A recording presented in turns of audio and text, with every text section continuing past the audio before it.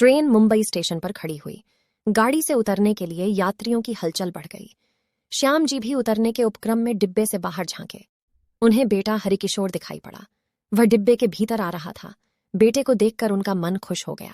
जब तक वे बैग उठाकर चलते तब तक बेटा सीट तक पहुंच गया और उनके हाथ से बैग लेकर उन्हें सहारा सा देते हुए उतारना चाहा, पर श्याम जी को किसी सहारे की आवश्यकता नहीं थी। वे बोले, चलो चलो, मैं उतर जाऊंगा। पिता पुत्र गाड़ी से उतरे। हरिकिशोर ने बैग रखकर पिता को प्रणाम किया। उसकी आंखों में आंसू आ गए। बाबू, आप कैसे हैं? हाँ बुआ, अब ठीक हूं। क्या कहूं, आज 3-4 महीने से मन में आ रहा था जैसे तुम्हारी माँ कह रही हो कि वह चली गई है तो मैं तुम्हें भूल गया हूं। वह जीवित थी तो तुम्हारी याद आते ही पागलों जैसा व्यवहार करने लगती। मुझ पर बिना बात गुस्सा हो जाती कि मैं तुम्हें चिट्ठी पत्री क्यों नहीं लिखता। मैं तुम्हें भूल गया। बताओ भला, संतान को भी कोई भूल सकता है? श्याम जी करुणाव प्रसन्नता मिश्रित हंसी हंसते हुए आंखें पोंछने लगे। हरिकिशोर डॉक्टर थे। उन्होंने अपनी चिकित्सकीय नजर से पिता की ओर देखा। वे पूर्णतः स्वस्थ और निरोगी दिखाई दे रहे थे। वे मन ही मन प्रफुल्लित हुए। बोले, बाबूजी, चलिए। और वे पिता का बैग उठाकर चल पड़े। भीड़ ज्यादा होने के कारण स्टेशन से बाहर आने में देर हो रही थी, पर पिता का धैर्य और शक्ति देख व अनुभव कर मन ही मन खुश हुए। उन्होंने देखा कि उनके पिता ने 85 वर्ष की आयु में भी बड़ी सहजता से ओवरब्रिज पार कर लिया। न तो उनका दम फूला और न ही उनके चेहरे पर कोई थकान थी, जबकि हरिकिशोर हाथ में बैग लिए सीढ़ी चढ़ते हुए हौफने लगे थे। अब वे खुद भी 60 वर्ष पूरे करने जा रहे थे।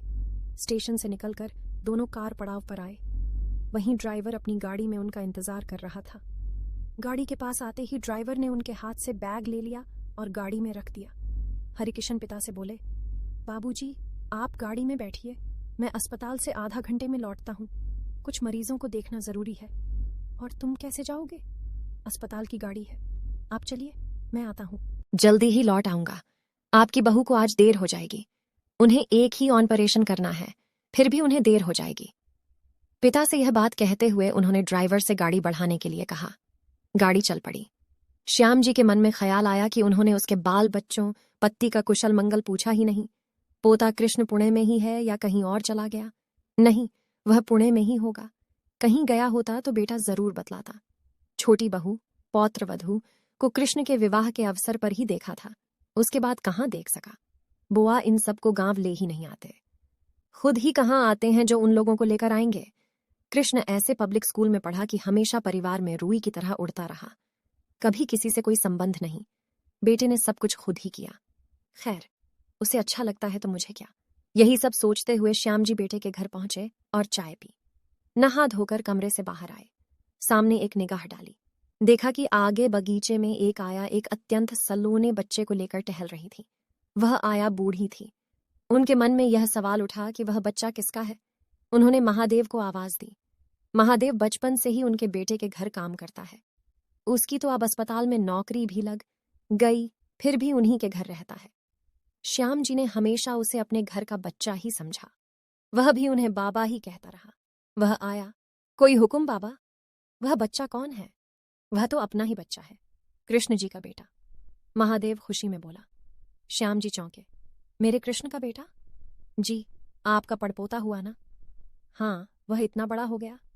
जी, साल पूरा होने में 4 महीने बाकी हैं। 7 महीने कुछ दिन ही हुए हैं। श्याम जी को घोर पीड़ा व आश्चर्य हुआ। इतनी बड़ी खुशी की बात और उन्हें पता ही नहीं, लेकिन उस समय वे अपने मन में उठी पीड़ा व विस्मय की कैद में न रहकर लगभग दौड़ते हुए फुलवारी पहुंचे। बच्चे को लेकर कलेजे से लगा लेने की आतुरता ने उन्हें सहज बनाए रखा। उन्होंने उसे गोद में लेने के लिए दोनों हाथ बढ़ा दिए। बच्चा उनकी ओर टुकुर टुकुर ताक रहा था। श्याम जी भी बच्चे को देखते हुए विभोर हो रहे थे। उनकी आंखें भर आई थीं। बच्चा उन्हें टुकुर टुकुर ताकते हुए मुस्कराया, पर मुस्कराते हुए रोने लगा। आया ने अपनी भाषा में हिंदी मिलाते हुए कहा, बाबा, बच्चा अभी सोएगा, इसलिए रो रहा है। श्याम जी समझ गए। उन्हें भी लगा कि बच्चा अब सोना चाहता है, इसलिए उन्होंने अपने भावों पर नियंत्रण किया और आया से बोले, हाँ, इसे सुला दो। आखिर कितनी देर सोएंगे बच्चों? जगेंगे तो कहाँ जाएंगे? ऐसा कैसे हो सकता है कि अपने परदादा की गोद में न खेलें? आया बच्चे को लेकर कमरे में चली गई और वे वापस उस करेरे में आए जिसमें ठहरे थे। मन में पैदा हुआ घाव फिर से टीस देने लगा। उन्हें बार बार यह आश्चर्य होता था कि इतनी बड़ी खुशी का समाचार और बेटे ने उन्हें बताया भी नहीं। उन्होंने महादेव की तरफ देखा और पूछा, महादेव, कृष्ण मोहन यहाँ आया है, यह बात बेटे ने बताया नहीं। क्यों? भूल गए होंगे। वे लोग मुंबई में 1 सप्ताह से हैं, पर यहाँ नहीं, होटल में ठहरे हैं। होटल में? हाँ बाबा, बड़े लोगों के लिए क्या घर, क्या होटल। सुनते हैं कि पति पत्नी की कुल तनख्वाह 2 लाख रुपये प्रति माह है। ये आया, यह भी होटल में बच्चे को लेकर रहती थी। एक दिन अपनी मैडम ने कृष्ण मोहन जी और छोटी मैडम को डिनर पर बुलाया था। वे लोग आए थे। आज सवेरे कार से इस आया और बच्चे को दे गए हैं। पता नहीं आगे उनका क्या कार्यक्रम है। महादेव ने उन्हें ऐसी बात बताई जिसे वे पचा नहीं पा रहे थे। आंखें मूंद कर लेट गए। पत्नी की याद आई, फिर पिता की, फिर माँ की। याद आए जीवन के बीते पल, राग और अनुराग के। याद आया हरिकिशोर का जन्म। उनकी ससुराल से हरिकिशोर के जन्म का समाचार लेकर एक नाई आया था। उन्हें अब भी वह दिन अच्छी तरह याद है। वे दालान पर बैठे छोटे मामा को चिट्ठी लिख रहे थे। तभी उन्हें आभास हुआ जैसे कोई आया है। उन्होंने सिर उठाकर देखा। उस व्यक्ति ने उन्हें हाथ जोड़कर प्रणाम किया था। अरे ठाकुर, क्या समाचार है? ससुराल के नाई को पहचान कर उन्होंने पूछा था। सब आप लोगों की दया ओझा जी, आज मैं आपसे ऐसे नहीं मानूंगा। वह नाई खुशी से खिलते हुए बोला था। ऐसी क्या बात है? यही इनाम बख्शीश लूंगा। वे उसकी बातों से समाचार का मंतव्य तो समझ गए थे, फिर भी और ज्यादा स्पष्ट समझने के लिए उन्होंने पूछा, क्या बात है, कहो तो। आपको बेटा हुआ है? तभी उनके पिता कमरे से बाहर आए। पिता को देखकर उनके चेहरे पर लाज की एक रेखा दौड़ गई। अपने चंचल होते प्रसन्न मन को सायास चिट्ठी पर केंद्रित करने लगे, पर ऐसा कहाँ हो पाया। मन पिता बनने की खुशी से तरंगित हो रहा था। प्रणाम सरकार। नाई ने हाथ जोड़कर उनके पिता को प्रणाम किया था। किस गांव के हो? पिता ने गंभीर होकर पूछा। मुझे नहीं पहचाना आपने? मैं तो यहाँ कितनी ही बार आ चुका हूँ। मैं हजाम सरकार बाजितपुर से आया हूँ। सरकार को पोता हुआ है। मालिक ने आपको देने के लिए यह चिट्ठी दी है। श्याम जी को सब कुछ याद है, वैसे का वैसा। अब उस बात को बीते 60 साल हो गए, पर कुछ भी तो नहीं भूले हैं वे। चिट्ठी पढ़ते ही उनके पिता की आंखों में खुशी के आंसू आ गए। उनका गला भर आया था। वाणी अवरुद्ध हो गई थी। किसी तरह वे नाई से इतना ही कह पाए थे, ठाकुर, मैं अपने परिवार का पहला व्यक्ति हूं जो पोते का मुंह देखूंगा। मेरे पिता नहीं देख पाए थे। सुनता हूं कि मेरे दादाजी भी यह लालसा लिए ही स्वर्ग से धार गए। ठाकुर, आज तुम मेरे लिए बहुत खुशी की खबर लाए हो।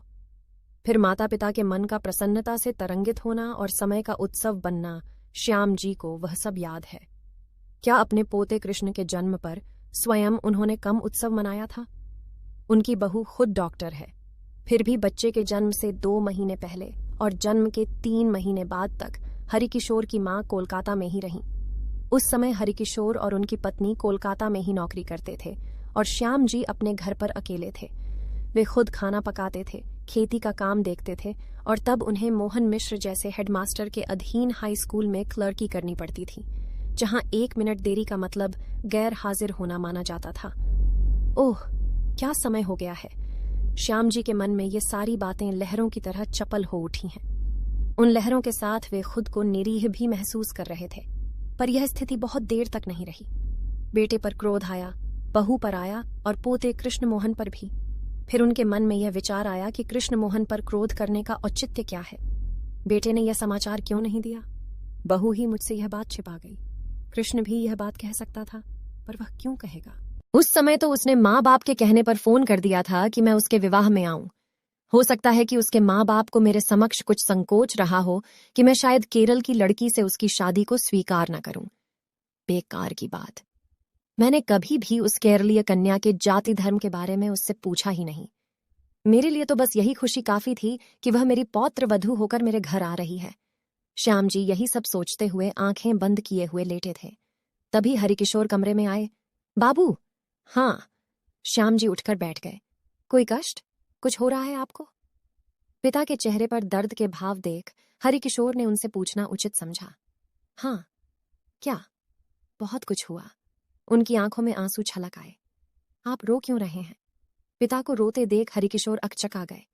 क्यों रो रहा हूं? कृष्ण के बेटा हुआ और मुझे खबर भी नहीं। ओहो, बात यह हुई कि ज्योतिषी ने किसी को कहने से मना किया था।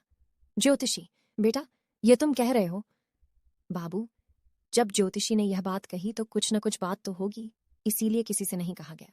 बुआ, तुम तो डॉक्टर हो, विज्ञान पढ़े हो और तुम्हारी सोच ऐसी है। लोग ठीक ही कहते हैं, यह व्यापार युग हो गया है। बाबू, आप इस बात को ऐसे क्यों ले रहे हैं? आइए, तुम इसे इतनी हल्की बात समझ रहे हो। ज्योतिषी के मना करने के बाद भी तुम्हें सूचना दी गई, किंतु तो क्या मुझे बताने के लिए ही ज्योतिषी ने मना किया था? बाबू, आप सचमुच बहुत सीरियस हो गए। आप किसी बात को इस रूप में मत लीजिए। यह कहते हुए हरिकिशोर उठकर चल दिए। श्याम जी ने बेटे को जाते हुए देखा तो आंखें मूंद लीं। दो विपरीत भाव मन को मथ रहे थे, आक्रोश और आनंद। पड़पोते को देखने का आनंद। वे बेटे से उस आनंद का भी जिक्र करते, पर वह आनंद आक्रोश से घिरा था। वैसे वे खुद चाहते थे कि आनंद उनके चित्त में आए, मगर न तो हरिकिशोर ही वह सुनने के लिए बैठे और न ही वे आनंद व्यक्त कर पाए। थोड़ी देर बाद महादेव ने खाना परोसकर उन्हें टोका।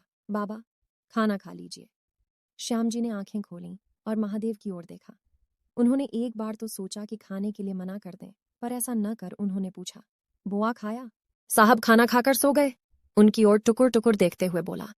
महादेव जैसे उनके हृदय के मर्म को समझ गया। ओह! श्याम जी इससे अधिक नहीं बोले। उन्हें याद आया, जब वे सपत्नीक यहाँ आते थे तो लाख व्यस्तताओं के बावजूद बेटा उनके साथ ही खाना खाता था। पत्नी और बहू बैठी रहती थीं और ये दोनों पिता पुत्र साथ साथ खाना खाते रहते थे। बातें चलती रहती थीं। उस आनंद को याद कर श्याम जी ने सोचा कि यह तो उनकी पत्नी की व्यवहार कुशलता थी। यहाँ की स्त्रियों में परिवार के संबंधों को बांधकर रखने की अद्भुत कला होती है। उनके मरने के बाद न जाने कितनी बार वे यहाँ आए, पर अब वह बात कहाँ। यही सब सोचते हुए उन्होंने खाना खाकर हाथ धोए और बिस्तर पर लेट गए। शाम को उनकी नींद टूटी। वे मन ही मन हंसे भी। कारण, थोड़ी देर तो वे नींद में रहे और उस नींद में वे कृष्ण के बेटे के साथ खेलते रहे। उन्हें खुद पर दुख हुआ कि क्रोध में रहने के कारण अभी तक कृष्ण के बेटे का नाम भी नहीं पूछ पाए। बच्चे को दुलारने के लिए उनके मन में ममता की तरंगें उठने लगीं। उन्होंने महादेव को आवाज दी। हाँ बाबा। महादेव उनके पास आ खड़ा हुआ। सुनो, मेरे पड़पोते को ले आओ। अब उस चुनचुनमा के साथ थोड़ी देर खेलूंगा। बाबा, वे लोग तो पुणे गए। कब? थोड़ी देर पहले ही कृष्ण मोहन और छोटी मैडम आई थी। थोड़ी देर रहे, फिर चले गए। साहब अस्पताल गए और मैडम सोई हैं। ओह। श्याम जी थोड़ी देर गंभीर मुद्रा में बैठे रहे। उनके मन में ख्याल आया, पहाड़ से अलग अलग नदियां निकलती हैं, सबकी अपनी अपनी धारा होती है। जैसा रास्ता वैसी नदी की रफ्तार। तो वे क्या कोई पहाड़ हैं? वे तो नदी की धारा है। मनुष्य पहाड़ हो सकता है भला? यह सब सोचते हुए उन्होंने महादेव की तरफ देखा। आज उन्होंने महादेव से जुड़ाव और नजदीकी का अनुभव किया। उन्होंने सोचा कि केवल महादेव ही उनकी बात समझ रहा है। उन्होंने उससे पूछा, महादेव, तुम्हारे बच्चे कितने बड़े बड़े हैं? एक बच्चा 3 साल का और दूसरी 1 साल की बच्ची है। श्याम जी के मन में स्नेह की तरंगें उठीं। उन्होंने पूछा, महादेव, तुम्हारा घर यहां से कितना दूर है? 20 मिनट का रास्ता है। महादेव ने जवाब दिया। चलो, मुझे अपने यहाँ पहुंचा दो। मेरी इच्छा बच्चों के साथ खेलने की हो रही है। उनका भी बाबा हूं ना। ऐसा नहीं होगा कि कल चले? नहीं, मैं कल गांव लौट जाऊंगा। तो चलिए। महादेव की खुशी का कोई ठिकाना नहीं था। आपको हमारी यह कहानी कैसी लगी, हमें कमेंट करके जरूर बताएं और ऐसी और कहानियों के लिए हमारे चैनल हिंदी कहानी AI को जरूर सब्सक्राइब करें।